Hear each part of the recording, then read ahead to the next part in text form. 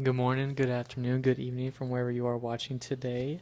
Today is a big day as it is the first episode of the Future podcast.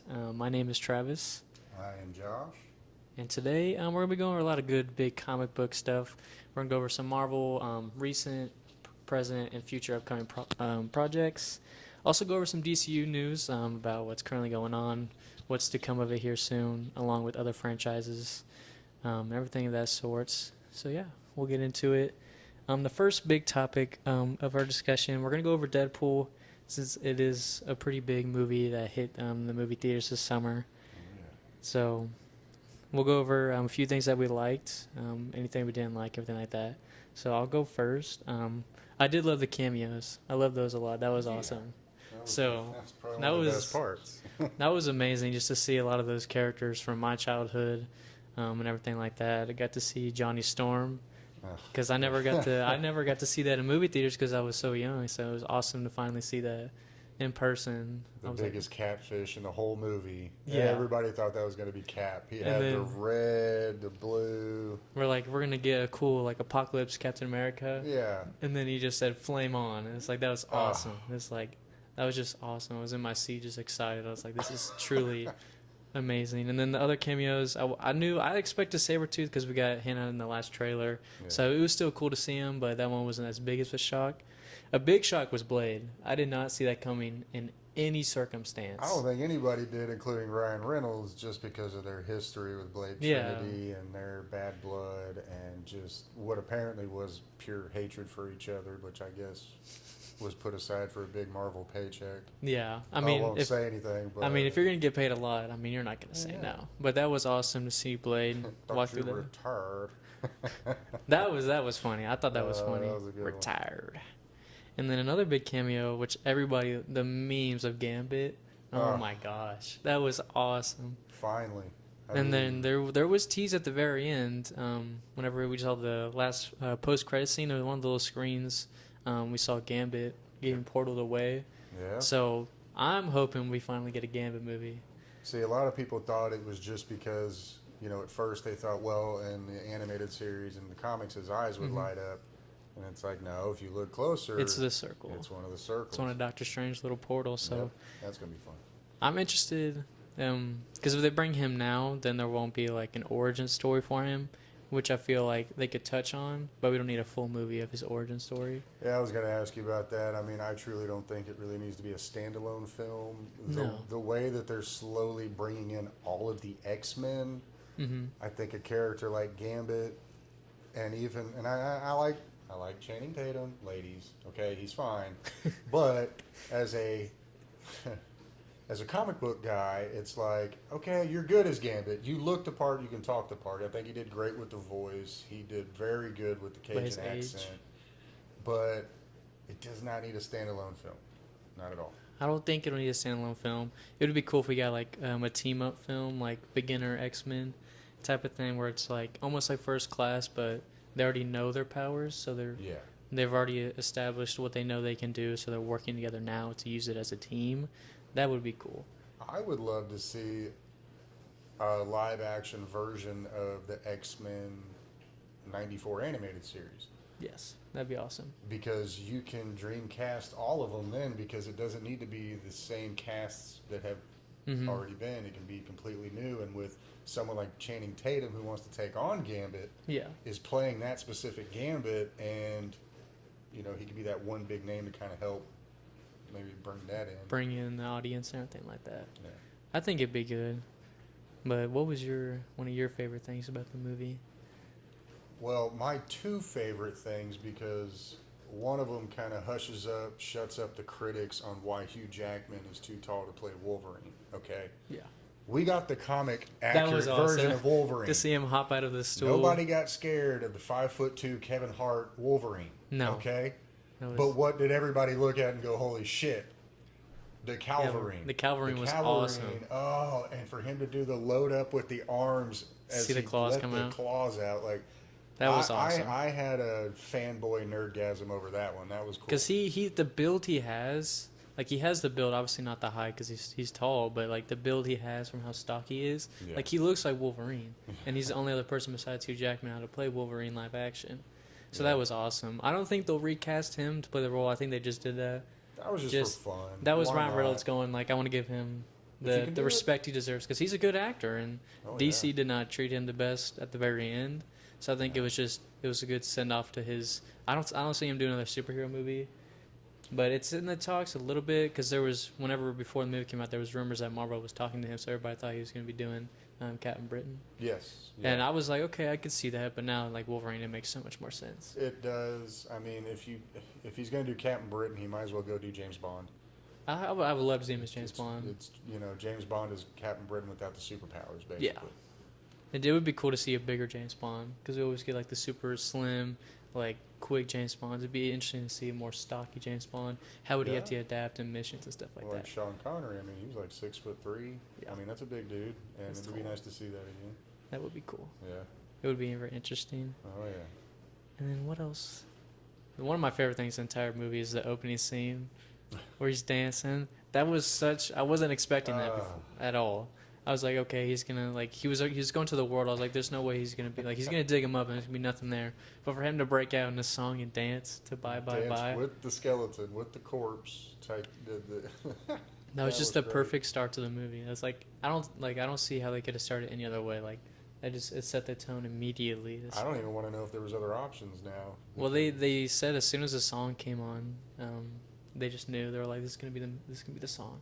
I love how each Deadpool's opening song is so different, so random. Like in Deadpool 2, Celine Dion. Like what? It's like And out of it's all James things. Bond style, and it's just insane, but it's hilarious, and it fits, it works. But it's I think the second one, that one's probably my favorite, just because of how funny that one was. yeah. It's hard to pick. I mean, they're all three such great starts in the movie. Yeah. It's a good thing about Ryan Reynolds. But, He knows yeah, what he's I doing. think the second one maybe edges out the first a little bit. Yeah, the first one was awesome. How he poked that Green Lantern. I mean, you have to. I mean, you have to. There's no way you can't Who poke at it. doesn't poke fun at Green Lantern? Poor Ryan Reynolds. I mean, he There's probably got few paid a good regrets amount. in life, I'm sure. Oh yeah. But I mean, he did. I fear they're not going to do a lot with Deadpool in the upcoming years, just because of his age. He's getting up there for Yeah. the physical aspect. So Because he is very like Hugh Jackman. He's very physical with the character as Mhm. well, so it does. he take gets a toll. into it. So Yeah, I mean, every time he's done these Deadpool movies, he takes time and like he puts so much into it. I would just love for him to take over the Stan Lee role and Playing start cameos. doing cameos in every single Marvel movie, Marvel show, Marvel Everything. commercial. It'd be awesome. Just have him pop up for a second, say something snarky, and just leave, and the fans will be happy. He doesn't have to fight. Like every so often he'll be in a movie, like Yeah. a bigger role, but like it'd be awesome every now and then just for him to like poke at the character, break the fourth wall. It's just like just make fun of him in some sort of way. Yeah, That'd be awesome. It's like everybody would love that. it's Deadpool. Because then it's like for those people who don't really like the character, it's not too much, so you're not being forced to watch the character. But it gives Yeah. us like the super fans who want to see like consistency with all these characters. It gives us that satisfactory of like, okay, I just saw Deadpool, that was awesome. Prime example, how many small bits with Wolverine, Hugh Jackman throughout how many X-Men movies Also, were all you like know? the First Class, all those. Yeah, I mean it was small little snippets, and yeah, we knew we weren't going to get him much, but it was just It was cool to see see him for a him. minute. It's like, like- okay, you're still there, you'll still do You're it. still our Wolverine. Yeah. So he still is to this day, so we don't know what's gonna happen next. I don't know who could ever replace that. That's gonna be hard. I mean, that's a big mantle. You gotta climb up that mantle, stand on top of it, and perform. If not as good, you have to try to do better. And the fact that Hugh Jackman has gotten better in every single installment of He's whatever improved. Wolverine variation he's come up with, each one has gotten better than the next. It's just improvement after improvement. Because yes, the first three X-Men were kind of hard to watch, but he was the shining point in that. He was amazing, all of them. But then to see him go from Origins, okay, I know, I like it. Then you have the Wolverine. This is good. I like. It's good. I like. I Wolverine. like that one too. Because if you're a comic book geek, you have to go with his Japanese journey. He's done so much in the comics. It's almost hard. Like you can't just do it like why he's done so many movies. You can't just do a standalone trilogy with Wolverine. No. There's so much you can do off of that character because he lives for so long. He's seen Yeah. so many stuff. Like Origins, I like the way they kind of started it where like we saw like where he was growing up. That was one of the best that comic was book openings, in my opinion. we're like going through all the wars. Like that's what it would have been like. He wouldn't be some rich billionaire. Like Ooh. it's like you don't want everybody to know you can heal and stuff like that. So go in the war like you're just fighting because you know it's what you do best. He's an animal, so Yeah. he just does it He's a throughout the entire Wolverine. movie. Well, I know you're excited about this because you are more familiar with it than I am. I am familiar with it, but younger audiences more so than me. The latest preview trailer for Thunderbolts. I really liked it. I think it's gonna be really. At first, a lot of people were shutting it down. They're like, "This movie is not gonna be good." They're thinking it's gonna be a CGI fest and everything like that. But we're getting a lot of hints at a lot of things. It looks what they're doing with Bucky is they're finally bringing him in to be a soldier almost in a way again. Because in the show, Captain America and Winter Soldier, it was a lot of like character building, showing that he's not an arson anymore. He's trying to forget his past. But in the trailer, we see him. It's almost like they're using him to construct the Thunderbolts to give them a purpose, almost like a Suicide Squad in a way, but with better characters. Better characters. Better characters. Writing, probably. Probably a lot better writing because that movie, the first one was terrible. The second one was good. Second one was better. First one was god awful. In a little bit. But yeah, I have I'm high excited. hopes for it. I never really got into Thunderbolts. I Mhm. know I'm familiar with the characters, familiar kind of with what the premise of it is. Yeah. What I'm more excited about is the people that are in it lean towards darker humor. Yeah. And I like dark humor sometimes. I think it's hilarious. And I think when you're supposed to be in a bright and cheery comic book hero infested world, you do need the darker humor. Like, Every now and then. Even Suicide Squad. But there again, I just think with some of the people that are going to be in this, Bucky, Red Guardian, you've got the new Black Widow. I still can't get over that. I think I'm blanking on her name right now. That you about know, it. And they're giving us, they're going to redeem themselves with Ghost and Taskmaster. yes. I still think they did Taskmaster really bad in Black Widow, but I feel like they might redeem it with this one a little bit, but I feel like it just wasn't done the right service in that movie. But No. Ghost, I'm glad they're giving Ghost another shot because they're going to expand more on those characters, which is good because a lot of times you look at the one time they're in a movie and you're like, okay, that's all we're basing it off of. There's not a lot to go off of. But now that they're getting another movie to see like how they work as a team, more character development, they're giving us more character, and I really enjoy that whenever they do that in series and stuff like that. And I love. I'm blanking on his name. He plays the Red Guardian. I cannot wait to see him mix it up with Bucky. That'll be awesome. That's going to be hilarious. He's gonna poke at him and be like, "You're not Captain America." Like that's gonna happen because he makes fun of Captain America when he's in Black Widow, whenever he's in the prison and stuff like that. So it's like it's gonna be. I can tell those two, which I'm sure they're great buddies on set. So it's gonna be awesome to see that chemistry between just the whole cast because they're all pretty good actors. So it'll be very interesting to see. And then we have John Walker. So that'll be interesting as a. And I'm US agent. sorry, I'm with the older generation, but I'm a Julie Louis-Dreyfus fan. I love her brand of comedy, and to see her be one of the main bad guys in the MCU as a female, Yeah. but she's funny.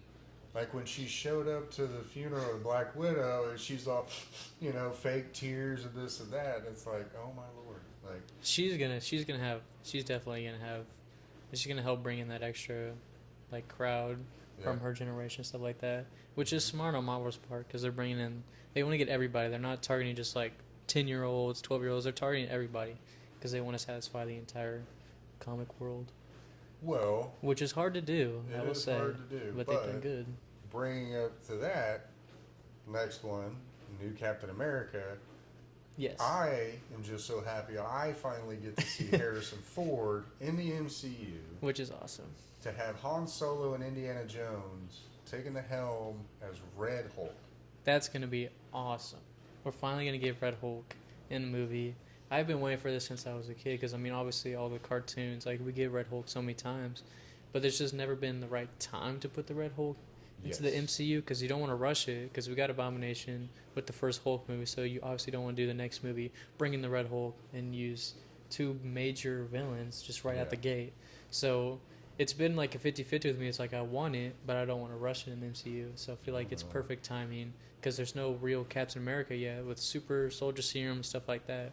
So it's the perfect time for this character to come in and try to take a mantle and stuff like that. So brings me a question for you, because I know huge Hulk fan, Hulk hands growing up, everything, big Oh, Hulk yeah. fan.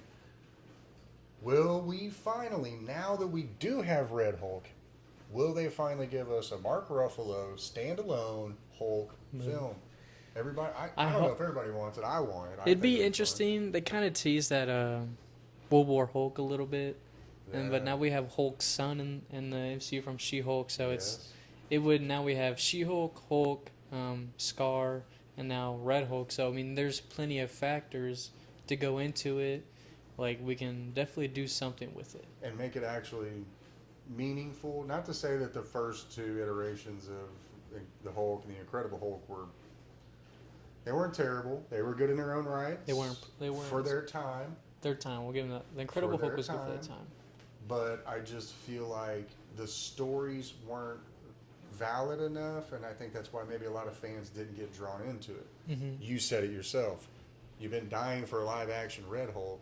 There's never been the perfect scenario and everything like that. Now we've got one, and we've got someone in Harrison Ford. I don't who, like. I think Mark Ruffalo. They can carry that character to make it mean something. There's only one possible post-credit scene with this movie. Like, there's only one. Like, either you tease Hulk and Red Hulk, or you tease a major Captain America villain coming for Captain America, and they're teasing Falcon with what's his name? I'm Yes. forgetting right now off the top of my head, but Yeah. the army guy from the show. Mm-hmm. So they're teasing that. So that'll be awesome to see Falcon, Captain America. That'll be awesome to see what they do with that. Fun. Do you think Sam can truly be Captain America? I think so. I think he will do good. He's also a really good actor. So I love Anthony Mackie. He's I done think some great work. Underrated. I've liked a lot of the stuff he's been in besides him. And he's funny. He's just funny. Very funny. He's The interviews alone will make you crack up. But I just hope they do him justice in the writing department, Yes. because someone like Anthony Mackie, Sam, if you will, Mm-hmm. he's not much of a one-liner kind of guy. No. Okay, Captain America is kind of a one-liner character, but I just hope they give him a little bit of freedom to still be Sam, Mm-hmm. but be Captain. Combine the two characters, mesh them together. You don't want to get rid of one, bring the other one completely. So this movie will be good because we kind of saw the struggle in the show of him trying to balance out being the new Captain America. All the judgment from the press, the world are telling him, "You're not our Captain America." Yeah. But all he's doing is just keeping up on the promise he kept to Cap. Like, he was handed the shield, so he feels he has to take on that burden of being Captain America. But even in real life, they've kind of, can Anthony Mackie carry what Chris Evans There's been a lot, did? yeah. And it's like, well, he's got wings. He's not really Captain America. And it's like, well, if you read the comics and if It does you happen. want to actually be accurate, that's exactly what happens. He combines the two to find the perfect middle part where he can still do what he knows he can do, but take on that mantle of Captain America. I think it'll be a good movie. Yeah. I think it's going to be 50-50 when it comes to the reviews. Either you're going to love it. So that's usually how it is with every single movie, except for Deadpool. Everybody loved Deadpool, and that was amazing. I think Captain America will be good. I'm looking forward to a lot. Definitely opening day, Oh, yeah. opening night. I'm going That'll to see be that a good one. And a big opening night movie that's going to happen is when the Russo brothers come back. Oh my gosh. Thank you. So I didn't think they were going to come back, let alone who they brought back to come into the MCU, Oh, geez. which is RDJ as Doctor Doom, which I have mixed feelings about because obviously it is possible for many different variants across the multiverse. But I'm hoping that this is not the main Doctor Doom of the MCU. This is Right. just a branch of him that kind of gives an idea of what he'll be like, what he's going to do, like maybe a clone of a sort, just to kind of throw off, because it would be smart. Like, who does everybody look up to in Earth 616? Yeah. And that's Tony Stark, because he saved the world, or literally the universe. So why not make a clone of him, make it seem like he's the bad guy to throw you off and make you Yeah. question, like, what is going on in my world right now? Well, let's hope they do something clever, because I'd hate to, and people have already said it. We don't want him to be too Tony Stark. Starkish. Yeah. He can't be. We talked about it earlier. Have him clean shaven. Give him Yeah. the old man Logan treatment. Just because he's Doom, he doesn't have to be young. He's got powers. Yeah. It's not like he's Batman or Iron Man, where he has to rely on his gadgets because he's Yeah. getting older. He has power. Yeah. And so I think they need to let him stay gray, clean shaven, and really let him be Robert Downey Jr. instead of Tony Stark. Yeah. And I know a lot of people say, well, that's what makes Tony Stark great. Yes, that's just because RDJ is a great actor. Yeah. Robert Downey Jr. is a smart ass, Yeah. and he's snarky, and he knows how to truly command and have that ego. And that, to me, is what Victor Von Doom really is. He's a jerk. Very arrogant. Very Like when we arrogant. saw in the first Fantastic Four how full of himself is, because he knows, he's like, I have all this money, this knowledge. It's like, I don't need to listen to you. Like, I know what I know. Yes. So why would I listen to you trying to tear me down and do all this and that? So I think he'll do good. It just depends on, again, the writing, how they deliver the character. Because when he comes in, I don't want him to come into the world with no mask on. Just like Yeah. that rushes the suspense of, like, say Spider-Man's fighting him, his mask, like part of it comes off, and he sees his mentor Tony Stark, and it's like, it's a big like, who are you? And he's like, I don't know you. Yeah.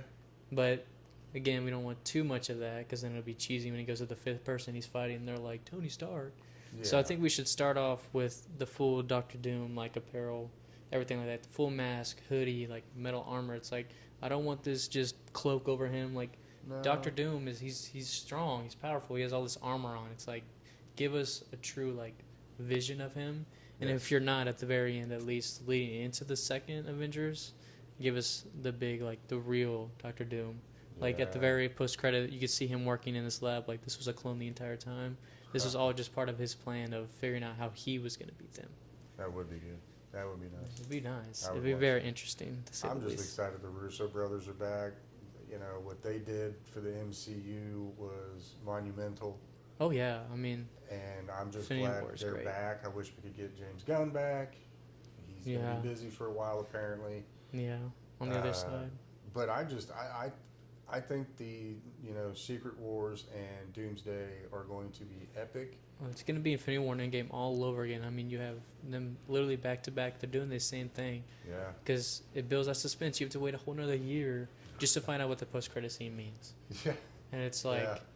And we've waited every single time, and we've sat there and had to wait a year and watch it, and we did. yeah. But But yeah. I think if it's delivered right, I'll wait. I'll wait if it's delivered right. Yeah. And with the whole Doctor Doom thing, that leads into the next category of the Fantastic Four. I don't think we're gonna get Doctor Doom in this one. No. I could see them tying Fantastic Four into possibly the Doomsday Avengers movie Mhm. through the post-credit scene, but I don't think he's gonna be like the villain of the movie, because they said in this new Fantastic Four they've already developed their powers and stuff like that, and they're already all together and stuff like that. Like in all the leaks and stuff, like the Thing's already a Oh, thing. I'm so excited for He's that. gonna do. I love him in this. What's the show? The Chef, The Bear. Sorry, The Bear. Where it's the Chef show. He's just amazing in that show. So it's like I get to see him be the Thing, and then see him. He's gonna make a bunch of remarks to the Human Torch. So I know Oh, yeah. they're already great friends, all four of them. So it's like they're gonna have the chemistry on screen. Mhm. It's just I hope as well the writing and not too much of a CGI fest, and we get. It looks like they're doing a lot of practical. I love how it looks retro. It's all because it's based in the. I You think the know, 60s, that to yeah. me, because when I grew up with comics, it was Fantastic Four Oh yeah. as it was then, because yes, I am that old. So, whatever. But anyway, I love the outfits they've shown him in. The Thing looks so comic accurate. Oh my this god, time. it looks amazing. I mean, don't get me wrong. In the last the first two Fantastic Four installments with Michael Chiklis playing the Thing, it looked good. But it was the first time. So But now, what I've seen, it looks amazing, and I just hope, because I like throwback origins, just like Yeah. with Captain America, the oh, first that was Avenger. awesome. Yeah. I love how it felt like you were watching like a documentary almost, Mm-hmm. because it wasn't from your time. This is something that happened before. Like it makes you. sense. Like it wouldn't make sense if they did a Captain America origin in 2020. Like Right. none of that would align. It wouldn't make sense with his characters. So sometimes it makes sense to go back, like how they joked about in Doctor Strange. Like, didn't you chart in the 60s? Yes. So now they're gonna see what it was like in the 60s with the Fantastic Four. So I think there was a leak of a spaceship. So I think sometime throughout the movie it's probably gonna be near the end or the post-credit scene even, where that ship either takes them into space or even something happens with one of the machines and it shoots them into our MCU universe, where it kind of ties them together. Because everybody remembers whenever all the Spider-Man movies came out with Tom Holland, there was that building that never got finished, and there were so many rumors that that was the Fantastic Four building. Yeah. Because it was like, we already have Stark Tower. What is this other tall building in the city? So that kind of leads like the fusion, and they're starting to do more rights for Spider-Man 4. So there's a possibility. I'm hoping that they kind of tie together, because Spider-Man does do a lot with Fantastic Four in the comics. Yes, he does. So it's very interesting, and then hopefully down the line we'll get the Foundation, because that is a great storyline that I really like. The Foundation suit is such a cool part of Spider-Man. I hope so. I'm sure it'll do good. I can't wait for that one to come out. Everybody's been waiting forever. There's been Easter eggs everywhere. Oh my God, countless. Just like with the X-Men and everything else, and we're finally getting all of them. I think I'm excited. as long as they don't rush anything, because 2 years ago, during a little bit after COVID, they were putting a lot out at once, and it's kind of like, okay, we love all the what you're doing, but too much at once can kind of throw off like the purpose of one show and one movie. Like Moon Knight, such a great show, I loved it, but they rushed it with other shows and movies at the time that, like, everybody, like a lot of people like the show and everything like that, and they're about to greenlit season 2, so that's gonna be awesome. It's been too long. But it's like, it came out at such a strange time. It's kind of like, I feel like a lot of people didn't get to like process it and kind of take it in. So now that like it's been a good while, they've gotten enough feedback to like, okay, now we can do season 2. And on top of that, he's such a good actor. I think he did phenomenal with it, playing some schizo with multiple personalities. 3 different personalities. I love how they leaked that last personality at the end too. And I thought the visuals on it were great. Mm-hmm. I mean, the we suit up was loved awesome. watching it. It was awesome when we watched it. I enjoyed it weekly. Yeah. I mean, there was a few of them that were really, really, really good, but I think that it was. I think, in my opinion, it was a case of Disney, kind of forcing their hand, saying, "Okay, you need to go ahead and start doing these. We need to, I think that was the Disney part, because, I mean, throughout all the MCU, I mean, they took their time to develop a story, and then all of a sudden that Disney has a lot more control. And they're kind of like, okay, put out this show, this movie. And you can kind of see how... You see what they did with Star Wars. Sorry, that's going to piss a lot of people They off. ruined... you can see this lightsaber right behind me. I love Star Wars. I grew up watching those movies. And they done went and ruined most of it. I mean, look at the accolade. It was Disney that did that because, forcing to try to hit the box office and try to do this, try to do that. They want to make as much money. Han Solo did not need an origin story. No. He was better off being the scruffy comic relief to Luke Skywalker. You didn't need an origin story. You knew he was a piece of crap. He stole, he cheated, he did everything he could. But then he earned that redemption throughout the movies, and we see that. We're like, we see you like... Sometimes it's good to see them grow over the movies rather than knowing, like, why are you like this? Because sometimes those characters don't want to be known for their past. No. So it's like, as Han Solo, like, I used to be, like, a really bad person, but it's like, that's why throughout the 3 movies we see him grow. Because he wants to be known as a different person. But Disney, they just canceled that new Star Wars show because it's getting a lot of bad backlash. I'll just leave it at that. Yeah. Because bottom line is, to be honest, I didn't watch it. Everything they've done with the franchise here lately has just been horrible. I can't even bring myself to watch it.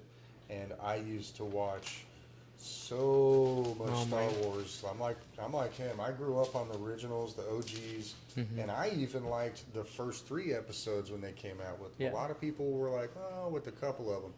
I thought they were great. Great acting, great writing.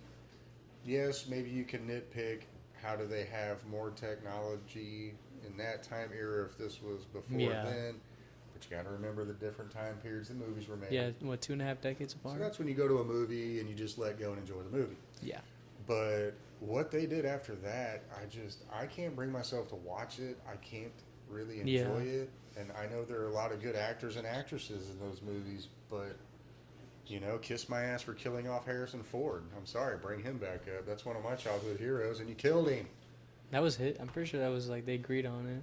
I guarantee you, once he read the whole script, he was like, "Can you just kill me in like the first 30 minutes of the movie?" Nah, because they killed him off quick. I saw that. I want to be around for this part in the last bit of the movie. I'll take $2 million. Just kill me off. Yeah. I'll just take my check, go home for the year.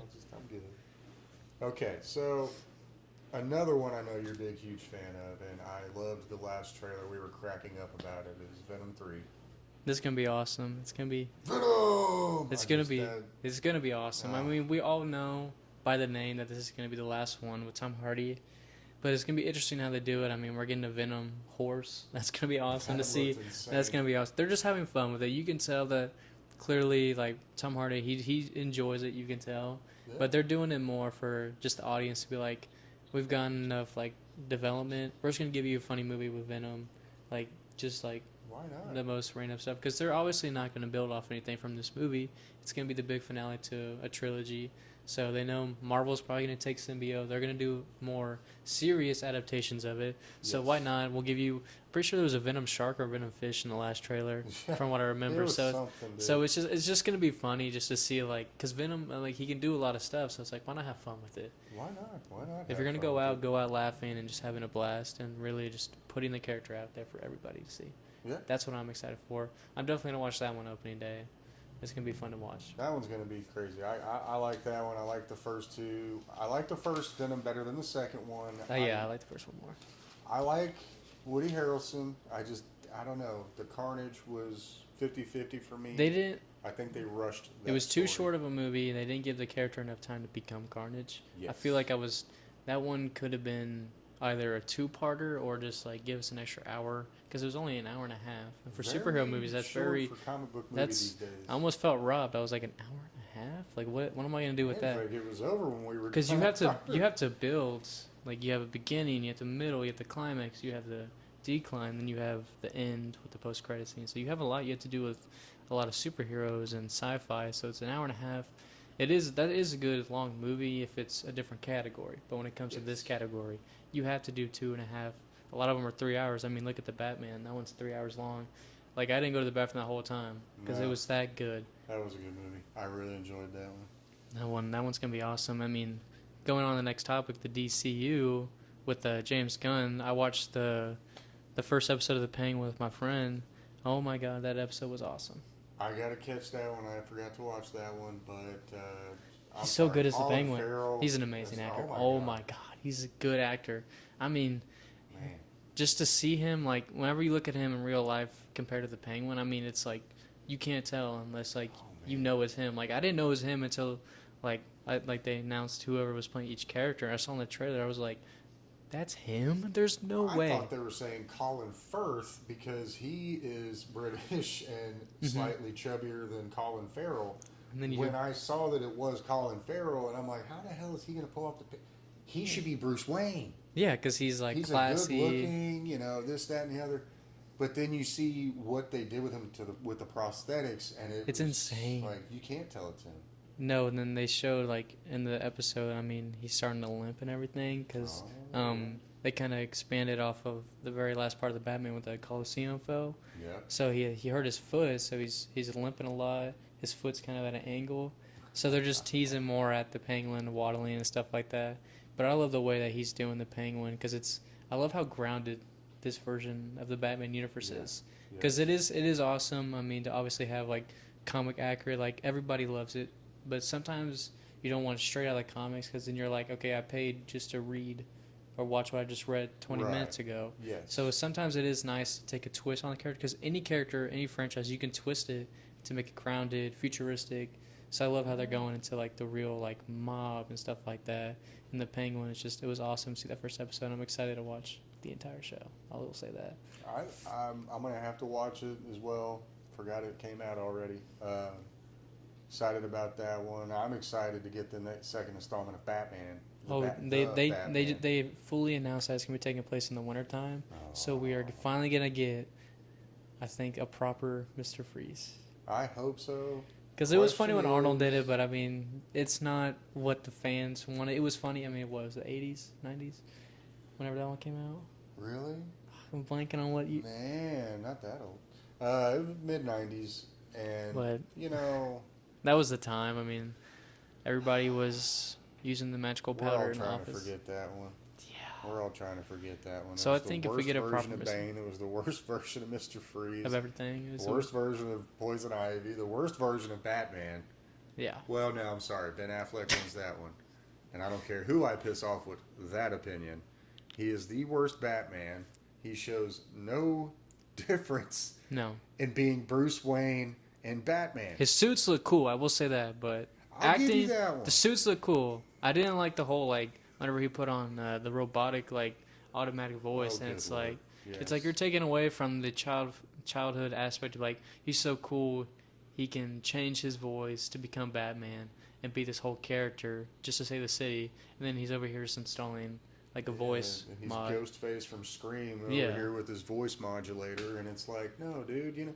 And people tried to give Christian Bale crap about his, and it's like, well, at least he's trying to disguise he was his doing voice. Where is he?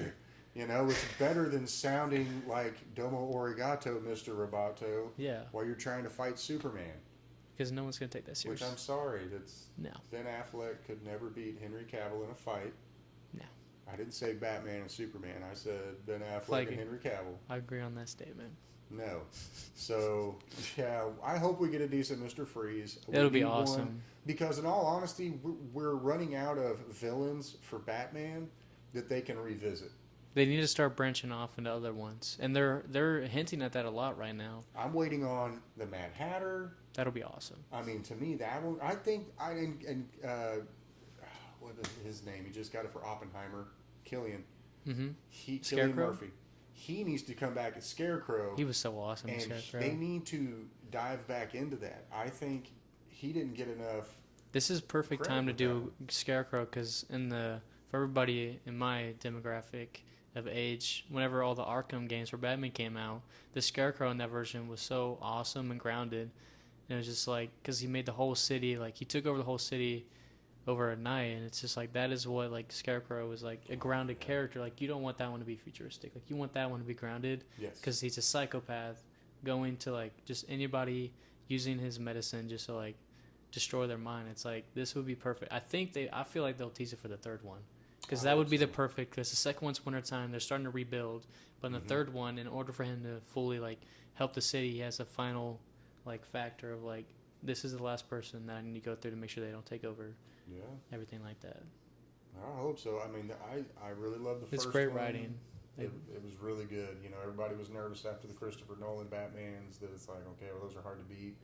And they are. They are hard to beat. But the Batman, I mean, it's right there. I think it's pretty. I think it edged out Batman Begins. Okay, Those are good. If they do as how an well they origin did, for Batman. hmm But until they come up with a second one, I can't say any further. I want to wait to the full trilogy because there's no way they don't do a full trilogy. So once they're done with the trilogy, it'd be good to look at them side by side to see parts. I mean, nothing beats The Dark Knight.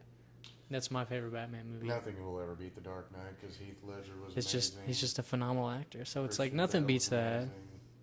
The Dark Knight will always be my favorite comic book movie, let alone Batman movie. There's no way you beat that in my eyes. I'm telling you, it's up there. There's runner-ups. Don't get me wrong. There's some, but it's like that movie was a part of my childhood Mhm. through and through. A big factor why I got big into superheroes was because of that. So it's like there's no way for me to be like, yeah, that's better than that because nothing will beat that in my eyes. Oh, it was an awesome story. I mean, at one point, you're almost rooting for a sociopath. You know, Yeah, you're like, because he did such a good, and like kind of like with Jack Nicholson in the '89 Mhm. Batman. See, that was my childhood. I finally got a Joker that I thought was amazing because growing up watching reruns of the old Batman show, and Romero's Joker was complete comic accurate. like it was all goofy. It was zany. It was for the kids. Yeah, But when Jack Nicholson comes out and he's just shooting dudes at the chair table, you're like, what is going zapping guys to death with the hand on? Turn him to taser, skeleton. and it's just it was psychotic, and it was like, oh my god, this is cool. Like this is what Joker. a real bad guy is. And then we saw Heath Ledger come in, give us the mobster, gangster top side of it. He It was took like, further. this is a psychopath. Like, you're just basically telling them that, yeah, I'm going to take all your money, and if you touch me, I'm blowing us all up. Like, because Yeah. that scene where he pulls out his jacket and he has all the grenades, it's like, he knew what he was doing. Like, Mm-hmm. in a way, it's like your twisted mind knew how to screw over these people. Yeah, you It gotta just- be careful with crazy people. I just feel like it's so sad that the way, like, obviously he passed away and everything like that. That third movie was probably going to be, if the third one was made because it was going to be with him and Bane, I feel like that one would have been even better than the second one. And so I feel like when people try to, like, say the third one isn't that good, it's like, well, they had a whole script for it, but then Yeah. unfortunately he passed away, so they had to rewrite everything basically. I think it would have been a great dynamic having Tom Hardy's Bane And and Heath Heath Ledger. Ledger's Joker, because to see Tom Hardy get angry and like pick up Heath Ledger, That would have been awesome. you know, because he's not cooperating with how they're trying to get to Batman. You know, I think that would have just been a great dynamic. It probably would have been the best Batman movie ever made. I think that one would have topped off The Dark Knight, no doubt. Oh, yeah. No doubt. That would have been even better.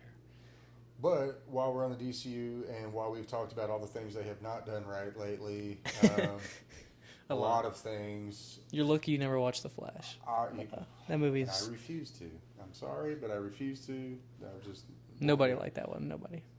James Gunn, I hope, Saves. can salvage this, and so that people like myself who grew up loving both Marvel and DC comics, I just want to see great on both sides. That's all I Yes. want to see. because it's just more for the merrier, and it's just going to be more fun for everybody if we can at least just get good quality movies. They don't have to be high budget, but if they can at least make sense and be, you know, Well taught. flow together, have a storyline, not just, oh, well, this time we're in this universe. Yeah. That's lazy writing. That's where the you know? DCEU got really choppy with things. Is they forced Justice League immediately. We only had like 2 movies before it, so they rushed everything just because Batman and Superman did decent in the box office. Like, okay, we're gonna force Justice League now. Yeah. It's like nobody let alone both versions. I don't know why people support the Snyder Cut. When I watched it, I fell asleep. That's how bored I was. It's 4.5 hours long, and let alone, I think someone did the math. It's like 30 minutes of slow motion with Wonder Woman. That's about 28 too many minutes. Like, we don't need 30 minutes of slow motion. That's too much. I don't need that much Gal Gadot going slow motion on me. It's just they weren't well taught or well written, everything like that. But I feel like James Gunn's gonna do great. This new Superman movie, I'm so excited for when it comes around in July. I've been looking at all the media and everything. Like, the suit looks amazing. I love how it's bright blue. Yes. It's not a dark, dim blue. No shade to Henry Cavill, because obviously he didn't have a choice in that. He was just told what to wear, and You show up, you put it on. you're getting paid to do that. But the new Superman, the suit looks so amazing. James Gunn is a phenomenal writer, and then everything. I love the bad guys that they're going for, and it's just gonna be a well taught story. Well, they're saying they're supposed to be bringing in Crypto for the first live action. There are rumors of that'll be awesome. I think that would be amazing. It's like Super John Wick and his super dog. Yeah, all happy versions. You know, have his. I mean, because Crypto's in the comics. He's part of Superman's life. It's like, why haven't they tried to, you know? We haven't got a lot of it. I mean, they did the movie with The Rock and Kevin Hart, but it's like that was a kids' movie, so like obviously, it's gonna be a lot of cheesy jokes, stuff like that. So it'll be interesting how they do it for this new Superman, and I have my full faith in James Gunn. I know he's gonna deliver. I love Guardians of the Galaxy. Those are I all love great. everything that I've seen him do so far. I think He's a good got his piece of hands full music. trying to recreate, you know, A whole universe. new universe. He's got to get in, you know, new Superman, new Aquaman, new da da da. And they're gonna do a Batman and Robin movie. They gotta find the actors for that. Yeah. He's gonna do good. Hopefully, I mean he's got a lot, so I feel like it's not right for the fans to like try to force a lot of stuff, because I mean he's working from nothing to create a whole universe. So like we have to be patient with it. We have to be like, okay, this movie is good, but I don't expect another movie for about a year. Like, I'm not gonna watch Superman and be like, okay, in 3 months I better get a Green Lantern movie. Like, they're gonna have to work. He's gonna I build. hope we don't get a Green Lantern. They're in the talks of getting one casted, so here soon we're gonna have. He's not, what did Ryan Reynolds say? Just hope he's not animated in green. Yes, I hope we get an Good Lord, actual Green Lantern outfit. But the DCU is got some big things coming up for it. I think after they finish the Batman trilogy, it's gonna finally be just one universe, which is what everybody just wants, is one consistent universe of DC movies. Please, because it gets confusing sometimes. Oh my lord!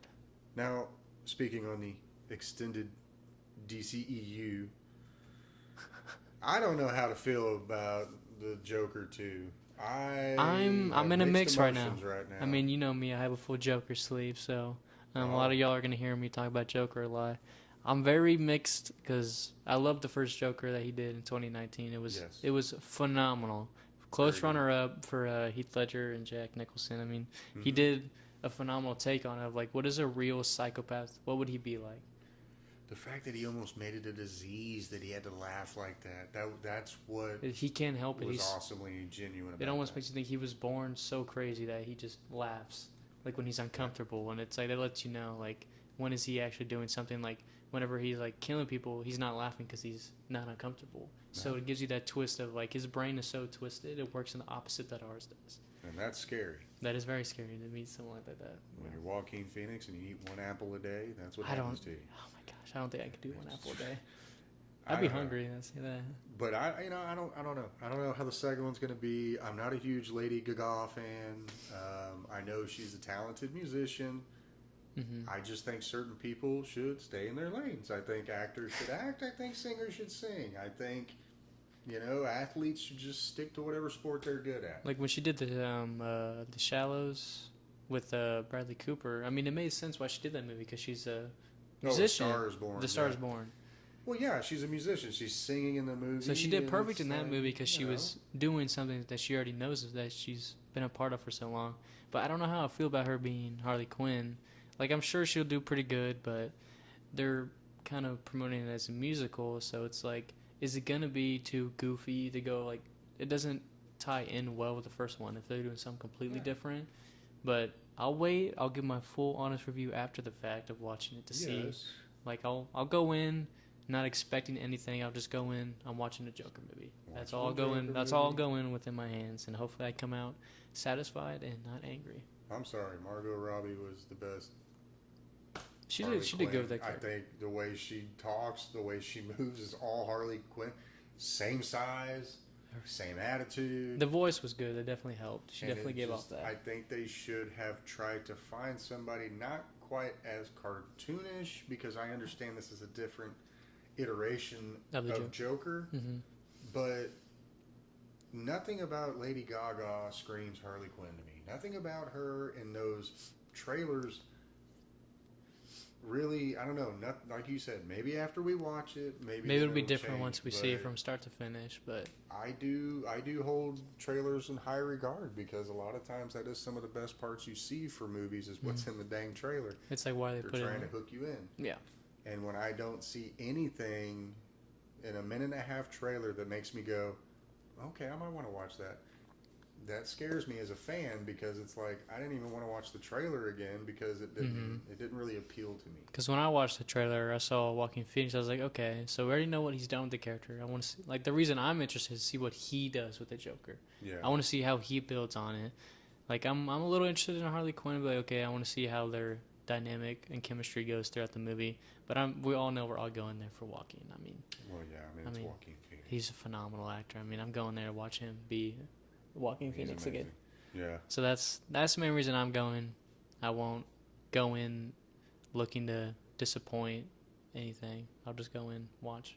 I try not to be disappointed anymore, but like I said a minute ago, kind of like with Star Wars over the last 10 years, what the DCU has done over the last 10 years is really take the wind out of my sails as a DCU fan. And I'm hoping, kind of like what I'm hoping the Russo brothers will, and what Deadpool has done for the MCU, and kind of bring it back to fruition, bring it back to light. Yeah, back on track.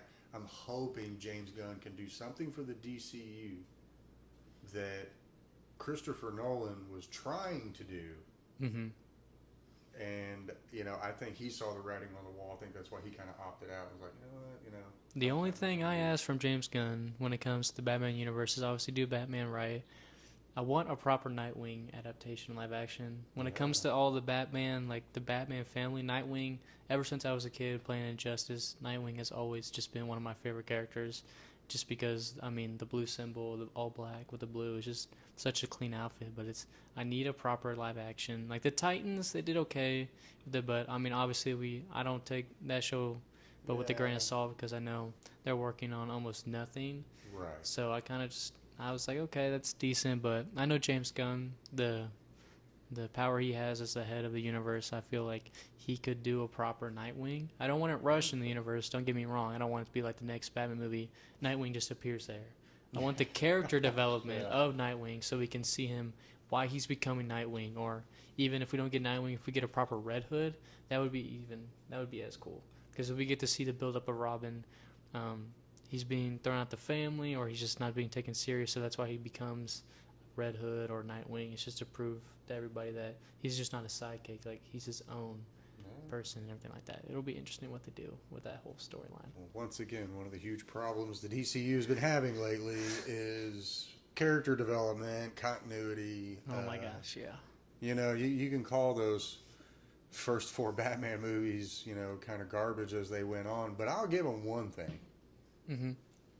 They stayed in continuity order.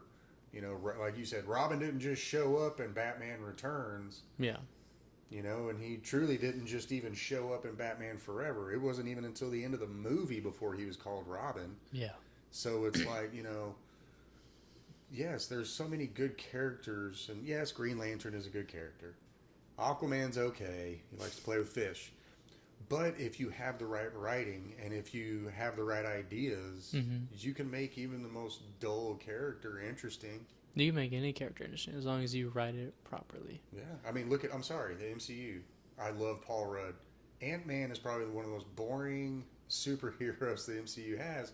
But what they did with the writing. That's one of my favorite origin stories in all superhero movies. Is they did so well with the first Ant-Man. Yeah. Like, the way they brought him in. It's like, it makes sense. Because obviously we didn't get like that classic look of Ant-Man, but they made it make sense throughout the movies. Like, this isn't the original Ant-Man. This is him taking on the mantle of Ant-Man. Right. Which was smart, because it would have been looking goofy if he had his little helmet on with the 2 little antennas. That's like, that would have looked weird in the way they were building the MCU at the time. So that was, they're smart. How we got to see it though in Endgame. That was awesome. We got to see the original cool. helmet. That was awesome. The retro Ant-Man helmet. But even there, see, so you take a dull character, but if you can make the writing good, find the right person to play it, Paul Rudd's amazing. Oh yeah. I think what he did with that character, to me, it's like Ryan Reynolds and Deadpool. And if anybody else got it, it wouldn't have been as good. I don't think they would have made the other two. I'm really hoping to see a Deadpool Ant-Man mashup. I think that would be fun. Those two would have so much fun. I'm waiting for Spider-Man and Deadpool. That's what I'm most, because it's gonna happen. I mean, I would have liked to see Andrew Garfield in his Spider-Man and meet this Deadpool, because those two, they're great friends. So it would have been even awesome to see them on stage, because they're great friends in Hollywood. So it's like, but I think Tom Holland would still be just as funny, just because of Deadpool. He's got a good timing with his comedy. Tobey Maguire, he's a real serious actor. He's more of a dry actor when it comes to Spider-Man. And I think, you know, Andrew Garfield, like we talked about before, the way he utilized his whole body. He's a great Spider-Man. Terrible writing, great Spider-Man. Yes. I will stand on that hill, no matter what anybody else says. Totally agree with that. I think the writing was horrible, but he had the right look. He was lean, a little, you know, ganglier than Tobey Maguire was. And he looked like Spider-Man. It just lent more to his actions and what he had to do, but the way he used, like you noted a long time ago, how he used his body language to talk, because you can't see his face. And that's what Spider-Man does. The way he would move and everything like that.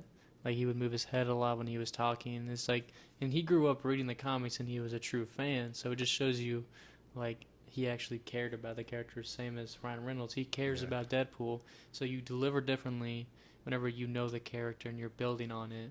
Like, you can see the difference between those, when actors do a character they know and ones they don't know at all. That's what you can tell they're having fun. Oh yeah, I mean, I would love to see how, like, I just want to spend one day on the set of Deadpool and Wolverine. That would have been awesome. I mean, I guarantee there's never one scene where someone doesn't laugh. That would have been great. I'm waiting for the DVD to come out, because I want to get the bloopers. I hope I gotta see that. I'm sure there were so many they couldn't even fit all of them on that blooper section. I mean, I saw one take that they didn't use, but it's when Deadpool and Wolverine crash back into our universe, and they're at the CarMax dealership, and Peter comes up and he lifts his shirt up and he's got nipple clamps on, and Hugh Jackman can't keep it together. He's just like, "Are we really doing this?"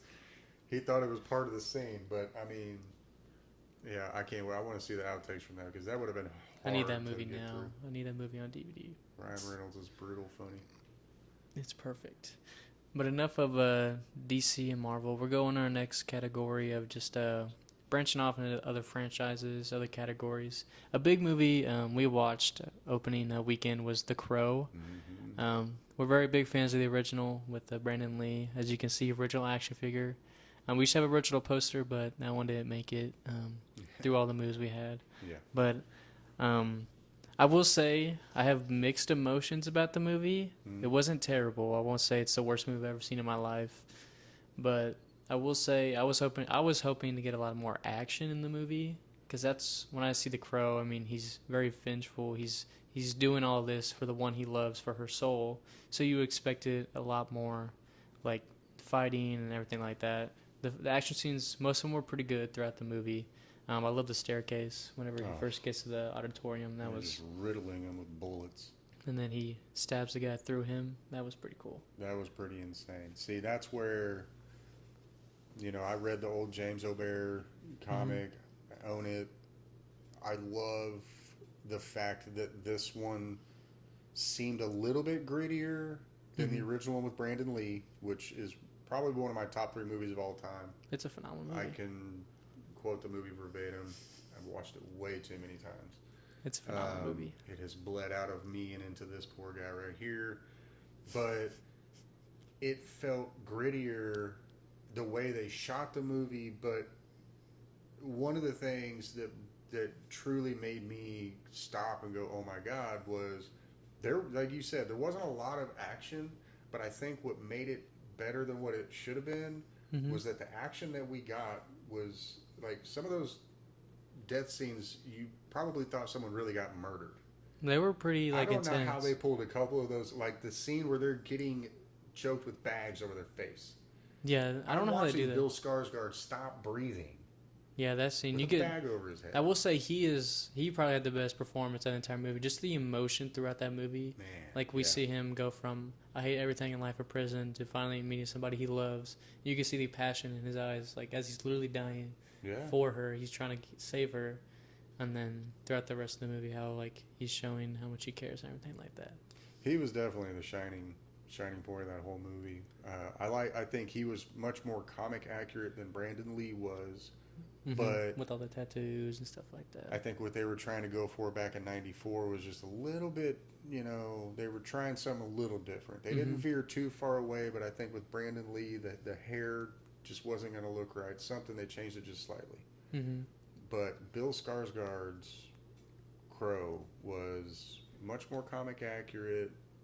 He looked the part, so he definitely looked the part. I love how both him and Brandon Lee showed, like you said, how much they were willing to sacrifice for their love, and you could see that he was willing to stab someone else through himself into someone else to do what he can at all just to costs. get through. So that to me, I thought they did a great job with that. Slightly more comic accurate, but I mean, at the end of the day, we can both agree nothing beats Brandon Lee. I will say what I do appreciate what they did with that movie is they did what all the other sequels did wrong. They didn't try to copy the original 1994 Crow. They didn't just try to no copy and paste. It was like its own version. It was completely different. All those crappy City of Angels and all that came out in 95, 97, 98. Terrible. Those, they were trying to carry on what Brandon Lee created, and you can't. No. Exactly. There's so many different versions throughout the comics.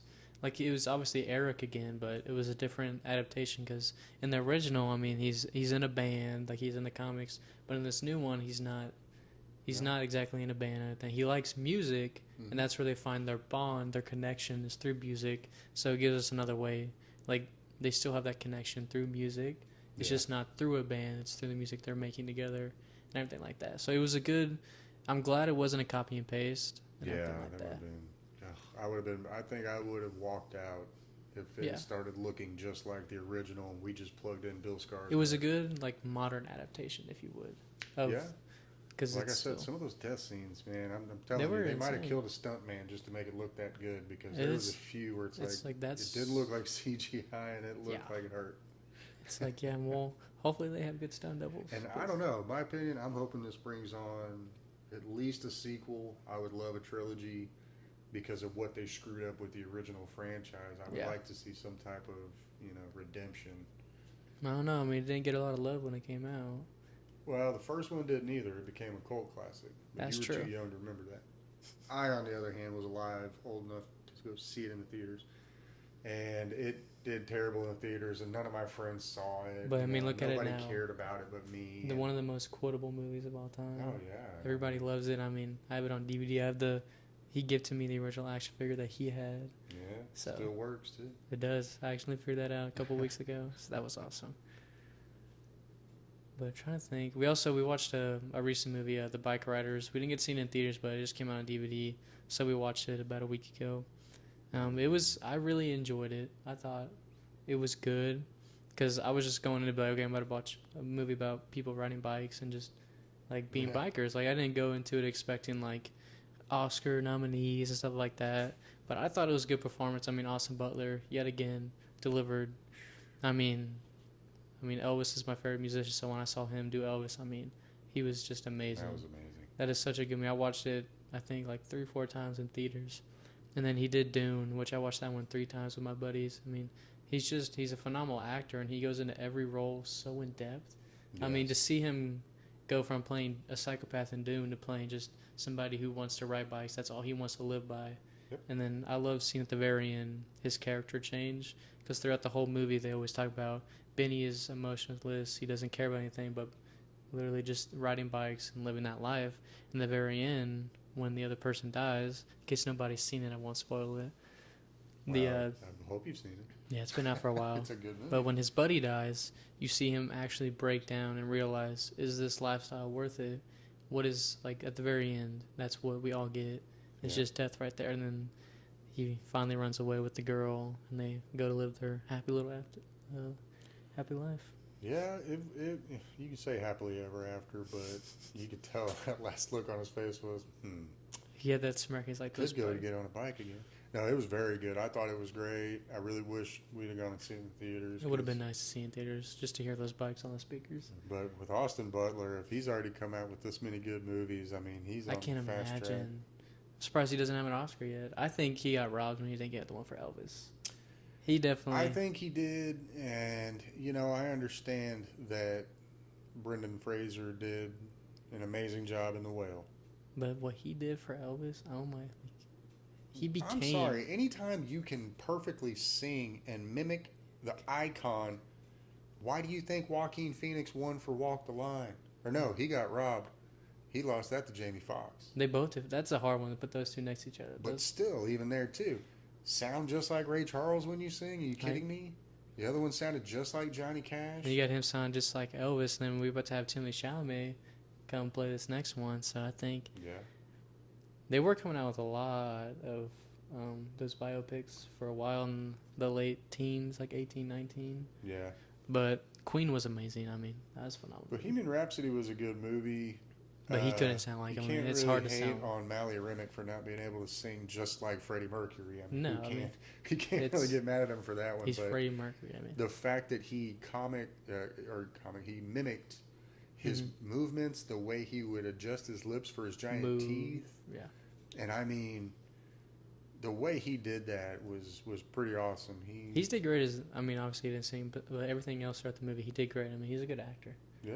He hasn't done anything for a while. Won an Oscar for it there again. I mean, hey, there you go. There again, that's why I agree with you on Austin Butler getting robbed for that one, because I've watched Elvis 3 or 4 times. Every time it's good. Like, it's just a really good movie. It really, really is. He makes you feel so sorry for what Elvis truly went through, and a lot of people go, "Oh, well, big famous singer," and it's like, but you don't know everything the poor guy went through. Like almost everybody took advantage of him. I mean, the worst manager in the history of musicians was his manager. So it's like he went through a lot. I mean, obviously, like certain parts where like he slept with the women, and I don't feel bad for him on that part, but everything else, it's like he had drugs forced down his throat and everything like that, just so he could sleep and wake up the next day to perform for them. So it's like, it's sad, but it shows you just like he showed that emotion throughout the movie too. Like, he did a great like there wasn't job like the scene where Priscilla leaves him and he's on the staircase crying. It's like he was like, people just said on set like it was just amazing to see him be that character. And it's like, I bet it was. He fully indulged. That's probably why I've watched it so many times, is because I mean I'm an Elvis fan. I like listening to Elvis music. I like me too. But when someone, that's why I think Austin Butler is amazing, because he's someone who can really draw you into a character. It doesn't matter if you already know them or not. He makes you wonder. He's going to make you go, man, I never really thought you could do that. Mm-hmm. Like you said, the raw emotions he brought out, and even that last scene where he's mimicking the last live performance of Elvis. Mm-hmm. Oh my gosh. Wow. Beautiful scene. I mean, it looked like he was just losing his last bit of soul getting out that performance. It was amazing. I hope he has a great career. I think he's got some great. Does next. I'm really excited to see what he does. It's just amazing. He's pretty good, I'll tell you that. He's getting up there with Johnny Depp for me, because I just, there's certain people in acting that you consider iconic that when you touch something, it just turns to gold, and it just looks like he's on that fast track. I'm interested to see what his next role is. It's like he's done. They're all three different. Like when he did Dune 2, I mean that scene where they're fighting at the very end, and Timothée Chalamet says, "My blade, thy knife," and then he literally mocks him, and that wasn't part of the script at all. But in the scene, he did it, and then it just made that scene even more cool. Just to be like, it just shows you that like yes, he's a warrior, but at the same time, he thinks he's so much better. He's not taking it fully serious. He's mocking him as he's about to fight him to the death. But I mean, that's probably one of my favorite scenes of that end when they're fighting. Like all you hear is their knives clinging and just fighting. Like there's no dialogue, it's just fighting. Well, that's how it should be. I mean, if you want to be realistic in that aspect, like you're not going to be taunting. Kudos to the director on that one for understanding that it's a fight scene. You really, and if you're trying to fight for your life, last thing you're trying to figure out is puns and one-liners. Yeah, and then they're also doing the prequel show of I forget what their names are, but like I guess kind of like witches in that universe. They're doing a prequel on that, and then they're starting to write I think the next 2 movies. But they're gonna have a whole universe because I mean there's so many books. Yeah. I haven't read them. I need to read them because apparently they are pretty damn good. So I think I should give it a read. But I mean the amount of people that are just like a lot of people say they're great compared to the books. I think they're just phenomenal. Both of those movies. I mean I have both of them on DVD, so it just shows you. If I have it on DVD, that means I like it. So it takes a lot for me to buy it on DVD. So yeah, me too. But yeah, we'll go to your favorite genre right now. Get into the fun.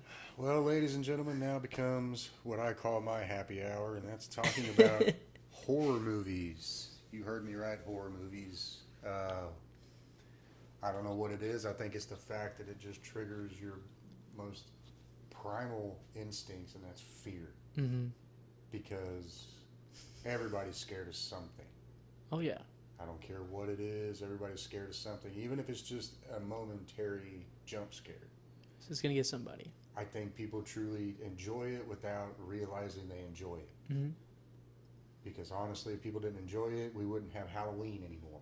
No. People can say they don't like being scared. Everybody likes being scared. Okay. Gets adrenaline going. It's like all you women. I don't like being sent flowers. Yes, you do. You may say you don't, but you do. But I'm just going to throw out there, and this is where if you want to comment, if you want to make this another episode as well, just like with the comics, we want to talk about movies. We want to talk about entertainment. Load up the comments. Hey, man, do an episode. I want to talk about this movie, this franchise, comics, whatever. So what I'm going to do is I'm going to throw out a couple of topics, and we're just going to talk over it and get you guys going in the comments. Favorite horror movies, okay? Okay. Now, him being my son, it's not fair. He already knows half my answers, but I have a tie as my favorite horror movies because to me it's the two that really bring out what I said, that was that primal fear, that most basic instinct of fear. Jaws and Halloween. The original Halloween, 1976. The original, yeah.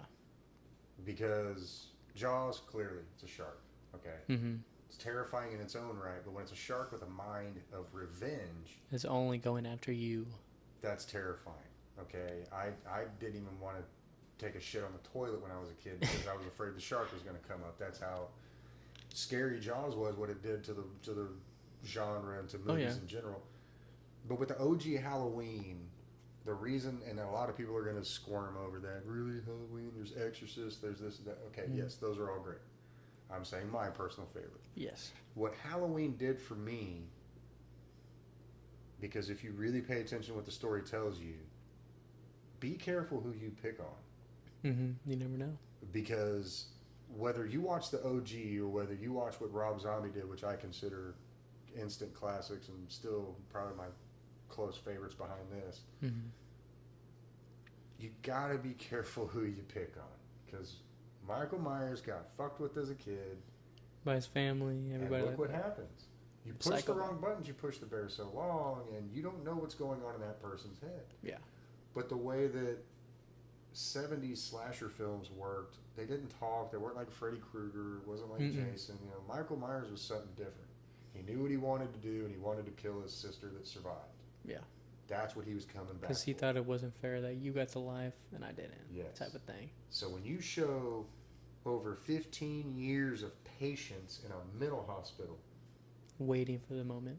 man, like, to me, that's dedication beyond belief. And I mean, that's why I hold it in such high regard, because if you really want to dissect it, that's one of the best stories you could tell and for the genre. Mm-hmm. Don't think it gets enough credit for that, you know. And close third, like I just mentioned, Rob Zombie. Mm-hmm. Close third for me, and I mean, it's close because I could have a three-way tie if I really wanted to say it, but I didn't want to say that. House of a Thousand Corpses. Mm-hmm. Yeah. Man, That movie. he makes you feel like you don't have a chance. It makes you want. He gives you that aspect of. It makes you wonder, like, what goes on in these parts of the world that we're not a part of, like in the hillside, like what's going on out there, like what, like could be real, like you don't know. You turn down the wrong country road, and God knows what'll happen. And you don't know at all. And the fact that in Rob Zombie's world, the bad guys win, Mm-hmm. that makes it even more terrifying, because you think that they're going to make it out. And every single horror movie gives you that same hook, line, and sinker where you think they're going to make it, and then they don't, but then they do. Yeah. You know, they get that last laugh and they get away, so you can set up a sequel. Mm-hmm. Rob Zombie, no. He's like, yeah, you're going to get away, huh? Nope. You thought wrong. And then you're sitting there watching, thinking that they're still going to get away again, and then all of a sudden the credits roll, and you're like, oh, everybody died. Yep. You know, it's just, I think I love that. I just thought about this just now. It'd be interesting to see him do Texas Chainsaw Massacre. The take he could have on that, because then that would be the real. There's like his aspect of that. I don't think there'd be a survivor in that. Like at the very end, you just see that last person just get dragged into the cellar, and just that door gets shut, and then credits roll. That would be. It'd be interesting. I mean, we've had a lot of adaptations of Texas Chainsaw Massacre, and there have been a lot of bad ones, to say that. Yeah, they kind of got carried away and watered that one down more than I cared for. Yeah. But that's kind of how the horror genre is. It really, in my opinion, It's a sucks. tricky. Yeah. But I think Rob Zombie would be great at remaking almost anything, because, like, look what he did for Halloween. He remade Halloween, and if you watch, go watch. I know a lot of people say it isn't as good. Fuck you, okay? Rob Zombie made you feel sorry for Michael Myers the first 35 minutes of that movie. You watch that child go through physical, mental, and verbal abuse from his sister, his stepdad, or his mom's booty call for the day. They never clarified if it was his stepdad or boyfriend. Kids at school, the principal, the teachers.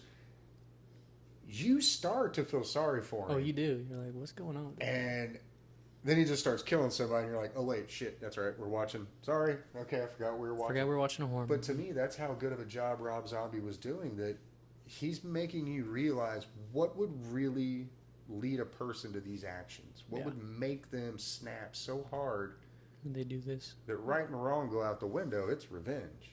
And if you look at me wrong, you're next. And it's just, but plus, and then the guy that he gets to play him is like 7 foot tall, so that helps you get terrified Yeah, as well. you're like, what? But The I don't big ass know. dude. You know, what's your favorites? You got any favorites? I go back and forth a lot between a lot of the newer ones and stuff like that, but when it comes to my all-time favorite, I'm a little biased because it's the first, I guess, horror movie I watched, the first Scream, because that's what got me into all of it. It's the first one that me and my brother watched together, so it's like that got us both into horror, and it's just that first Scream is so iconic. What that did, it changed, it brought us into all that slasher stuff. It's like this could happen next week for all we know. Yeah. And it's like that brings a real aspect. Obviously, the movies, there's a few scenes that are a little goofy, and obviously that wouldn't happen, but it brings that aspect, like, you know what's probably going to happen in the movie, but you want to know who's behind the mask. Like, who did it and why? What's the reason that you're doing this? Yes. The ultimatum and everything like that. Oh, he teases you. That's going to be one of my topics coming up, because when I talk about one of my favorite directors, because when we talk about Scream, you talk about Wes Craven. Yes. And he was a genius. Oh, yeah. You know, he reinvented himself throughout the years, but with Scream, he took something so simple, a phone. Once again, just like with Jaws, it's one of the most basic things you could be afraid of is someone calling you and stalking you. Yeah. I'm right outside. What's your favorite scary movie? You're like, You know, it's it's all these things that Wes Craven was so good at, your primal fears. Mm-hmm. You know, so Scream's a good one. That's And good. then his other work with Nightmare on Elm Street, he makes you think, like, I don't want to sleep tonight. No. Another easy thing to twist. It's like something as simple as your dream can be the ultimatum for your death. So it's like he was always good at finding an easy way to get the audience. Although Scream I like more than Nightmare on Elm Street. Yeah, a little more realistic on that Yeah. end of it, but Robert Englund was great as Freddy Krueger, but Oh yeah, but the concept isn't. It's hard to continue that over franchise of just because, like, well, then everybody just can just not have dreams anymore. You can find or everybody falls asleep and just beats the shit out of Freddy at the same time. I mean, there's 5 billion of us on the planet. I'm pretty sure if half We of could get us 'em. fell asleep at the We same could get time, we 'em. could take him out. I'm just saying, there's ways around that. But the way I love Yeah. what they did with Scream in the first one is you don't know there's two until almost the very end. Yeah. So you think, how is this, like, is he supernatural? Like, how is he here at two different times, stuff like that? And at the end, you see it's these two teenagers that just came up with a plan that, like, okay, this week it's me, next week it's you. You have the phone, I do the actions, stuff like that. Yeah. So it's like they find a way to take something so simple, like you said, a phone call, and make it like your worst nightmare. Like, I'm getting the phone call this week, and stuff like that. You know, and it just... I loved Scream. There again, I am that old. Saw that in the theaters, too. Saw all 3 of them in the theaters, the first 3. And I can tell you that, once again, because Wes Craven is one of my favorite directors, that is one of my favorite trilogies. I understand now it's a whole full-blown franchise, but at the time. But that does bring me to a point, because if there are any fans out there that love Scream, and I'm sure there are, and there's a lot of people who are getting fish hooked like crazy with the whole Stu might be popping up in that last Scream. I don't know. Do you think he will? He's not going to pop up, and I'll tell you why. Me and you have had this conversation, and I don't like to think that I have better ideas, but I mean, in all honesty, if you're a fan, you think you can read the genre. Stu should have shown up in the 3rd one. Yeah. They never should have written for Sydney to have a long lost brother that her mother had when she whored around in Hollywood. First of all, that wouldn't make sense. 'Cause she You want to would've know been why? pregnant. She would have been pregnant for 9 months. Yeah. So how is she going to act for 9 months? And she didn't go back home that whole time. So to me, that was the only flaw in that movie that I didn't like, but that is also why I firmly believe that it should have been Stu. Because The he revenge. would have made sense. He gets shipped off to a psych ward after the first Scream. Over the next 2 years, he gets better, he gets out, he goes to school, he becomes a writer, he becomes a director. And that's when he lures in Sydney. Mm-hmm. And it becomes a perfect circle. He's getting to finally make the rest of his movie. He's gonna finish it. They totally dropped the ball with that one, and I think what's shitty is that ever since Wes Craven has passed away, all the new writers and directors have done is try to bait and hook the true fans On the into old thinking stuff? we're going to keep seeing Stu. I'm sorry, nobody wanted to see Skeet Ulrich come back as Billy Loomis. He looked bloated. He looked like he did not need to be there. He doesn't look like he wanted to be in that movie. I mean, he No. loves the fans because that made his whole career. Like, Yeah. whenever you go to all the Comic Cons, like, he loves seeing everybody. But in that movie, in the last 2, right? Yeah, he was in the last 2 of He was them. in the for some It's like- reason he was in the last 2. Like, I get, like, okay, the 5th one made a little bit sense. It helped to build that character with his daughter. This Little in bit. the sixth one, Yeah. it kind of was just like you were in there for like 2 scenes. So it's just like you just wanted, like, they just told you they were gonna pay you, and you're like, sure. Sure, we'll do that. Yeah, we'll take some payment. Why not? But it's like sometimes it's like we don't have to poke at all that stuff all the time, because then you run dry on it, and it's like I don't want to see that consistently all I the really time. don't either, and I get tired of it. And there again, I understand because of the franchise, or not franchise, because of the genre. Horror movies quickly get sequels, trilogies, and then it turns into like 18 of them, like with Paranormal Activity, which I was a huge fan of the first two, And then even they the first three, really. And they just started going downhill. But they did kind of redeem themselves on the last one, Next of Kin. It kind of brought it back full circle, and it actually was a little bit creepy. But even there, too, they got too dependent on the jump scares. Yeah.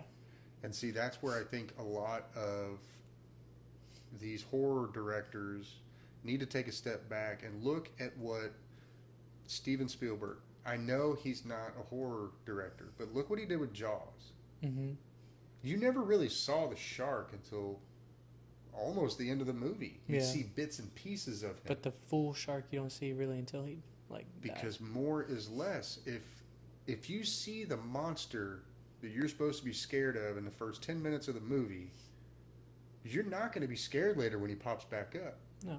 But if every now and then you see a little finger come around the door and that's it, you're like, what is that? you're like, oh my God. It builds a suspense. And that's what they did with the shark. You saw a fin. You know, you might see this. He hits the boat. Less is more in a sense of, if you have a jump scare every 3 minutes, eventually it's going to get boring, and that's what all of them come down to. It's a very basic formula these days, and all they've done is change the villain. They've changed who the killer is, or, you know. And I'm sorry, my oldest son will be mad. I think The Terrifier is probably two of the worst horror movies ever made. I don't like them. I think they're a waste of time. They're pointless. If you want to watch that kind of gore, just go online and look at the black market, man. That's not horror. That's gore. Yeah, that's just... And to me, it was just like, okay, so there's a clown who likes going around and just killing people and then making weird faces. What I like is more the movies that Jordan Peele's been doing. Those are good. Those are amazing. Like, those are great. Get Out. I love, like, Nope. That one was fun. I watched that one in theaters with my best friend. Like, the twist at the end where the UFO is the alien, like, that is the biggest twist. You're like, okay, what do the aliens look like? At the end, the item in the sky is the alien itself. It really makes you think, like, what, like, that makes so much more sense, because it's like you never see anything come out of, like, the ship or anything like that. No. So you're wondering, like, how is it doing everything? But it is the item itself. That's it, because that's it. And I love what he did with the Get Out. That was such a crazy twist. It's that like was a good one. they're taking the brains and using stuff like that, and then like he made himself cry on command when he's in that chair. Wow. I mean, the main actor, I forget his name right this second, but that whole movie just phenomenal. Yes. And I love how he comes back for most of the movies. I'm interested to see what he does next, Jordan Peele. Yeah, me too. Because even as funny as he is, to see his horror movies, he's just got a great mind. Great mind, yeah. Because it's hard to be super funny, but also like that serious and everything like that. Pretty sure somebody just threw something at the door. But going back to the directors, because I was talking about Wes Craven, I want to get back on Rob Zombie again real quick because, you know, I know y'all say that some of his stuff isn't as good as others, but not everything can be a 10. No. Sometimes it's just about artistic expression. Yeah. And you just got to get it out. Or sometimes the studio just tells you have to make 4 movies and you don't give a shit and you just make a 4th one and it sucks. Like, that happens with a lot of trilogies. Like, you make 2 great movies, like, you have to finish the trilogy, and you're like, okay, I really don't want to. And here's the Justice League. Anyway. That's probably how it happened. Wes Craven, Rob Zombie, that's my favorite directors. I know you may not be more leaning into the directors because, you know, you are more into comics and serious movies than the horror genre. But lately, I've been big into, like, drama and thriller. One of my favorite thrillers of all time is American Psycho. Like, oh my God, it's such a great movie. I have that one as a steelbook. That whole movie, that's just awesome how it's like that could happen, but at the end you find out most of it is in his head. Yeah. And the even crazier part about the movie is they had to numb it down from the book. Like a lot of people say the movie's graphic. It's like, well, read the book. Yeah, go It read is the 10 book. times more graphic, but like throughout the whole movie, like what he's doing at the end where he calls his lawyer and he's explaining it to him, and none of it's real. He goes to the very last scene where they're at that party, like the little get together, everybody at the firm and everything, and he walks up to him and he's telling him, he's like, that's not who you are. It's like, it's making you wonder, like, is this, none of this is real, the entire movie, it's just all in his head of who he is and who he's trying to be. Yeah. It's one of the best. I mean, it's one of his first big movies. He said whenever he took that movie, it was probably the biggest risk he ever had. Because at the time, like, when it came out, like, nobody thought this is going to be one of the biggest movies of all time. And then look at it, like, the fan base that's been built off of that, just that movie alone. Oh, yeah. I thought he did great in it. I'm glad they never made him do a sequel. The sequel was terrible, but I'm glad he never, because he probably knew in the back of his mind, if I come back for it, I'm not going to do as good and I'm going to ruin the whole point. Like, it's one of those movies where, like, it needs to be just by itself. Yeah. And I think people need to realize that more with movies. And it's like, not every movie needs 18 films, 5 films, trilogy. Sometimes it's good to just do a standalone film, like The Iron Claw. Like that movie is such a good. Which, I mean, let's be honest. You can't make a sequel. Really make a sequel like you could, like they could make a sequel about him just being like his life now, but then it's like it doesn't make sense. Like one of those movies, you have to leave it on the edge of like this is what happened. Now they live life. Yep. Just kind of sometimes you just gotta let it go. And I mean, I get it. There's been a lot of movies I wish that there was a sequel to just because I want the story to carry on. But I mean, at the same time, if it's not going to make sense, is it going to be any good to watch? Like sometimes I wonder, like, should we even get another Joaquin Phoenix Joker? No. Is it one of those movies we should just let alone be just a phenomenal movie on its own? I think they should have left it alone. I honestly do, and I love Joaquin Phoenix. I loved the first Joker, but I just feel from what I said, what I saw in the trailers. But not only that, like we kind of got. I feel what we needed out of it. Yeah. We learned, like, what someone like this would be like in modern society, what would happen, anything like that. And then it's just like, should we get a second one? We'll see it, and then maybe we'll go off like, okay, it's a decent continuation of it. But if I walk out of the theater disappointed, it's like, so they just threw away this whole character that everybody was starting to really appreciate. Because the way they ended the first Joker, where he's just walking down the hall with bloody footprints after he just killed the guard. Yeah. That's the best way to end it. Like, that's Joker right there. He's nuts. He just killed the guy and he's smoking a cigarette as he's walking back to his room. Because he's just insane. Like, he's crazy. He's in Arkham. Leave him alone. And then I feel like comedies are a big, like, issue with making sequels. I feel like one of my that came on the top of my head just now, Knives Out. The first one was awesome. And then that second one came out with Glass Onion. I get the point of the sequel. I know it's not a continuation of the story. It's continuation of him as a detective, a whole new group and everything, which is a good concept in its own, but it kind of throws away the special factor of the first one where it's like he has such a unique detective job. Yes. So now it's like, okay, so he just does this all the time. So it makes it feel less special that all he does is just go from one unique case to another. So they're not as unique. Yes. But like he just goes to, he finds all these rich people and solves their cases. The second one was good, but I feel like it could have been a whole different story. Like you could have maybe kept his name. Forget his name. The one who did James Bond. I'm forgetting it off the top of my head. Daniel Craig. Yeah.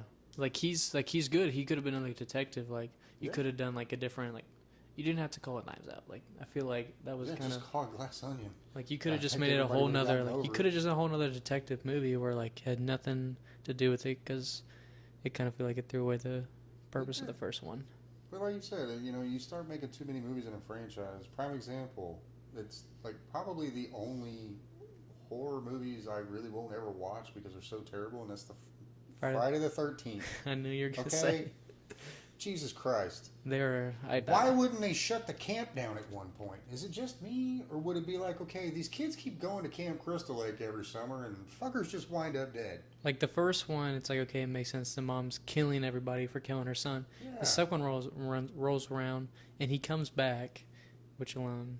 I mean, I could even give you the second one because he's coming back to finish the job, but then how would it still be open? Like, shouldn't the camp be closed by now? Like, they killed a kid in the lake. I know. It's like, the first two kind of make sense, but then they made like 8 of them. Oh, more than that. It's just like... Jason X came out before you were born, and that's number 10.